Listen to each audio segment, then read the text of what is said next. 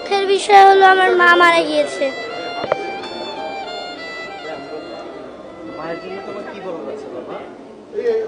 মার ইচ্ছা ছিল আমাকে ক্যারেটে পড়াবে, কিন্তু মা বেঁচে না।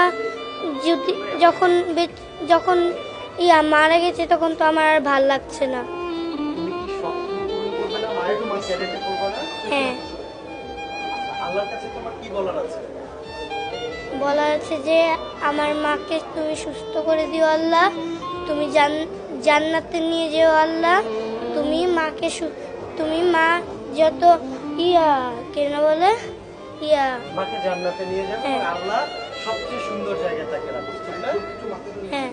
আচ্ছা, তোমার জন্য বাবা অনেক অনেক দোয়া, তুমি বড় হও এবং মায়ের স্বপ্ন পূরণ করো। হ্যাঁ, মাকে 1000 দুইজনই। Channel I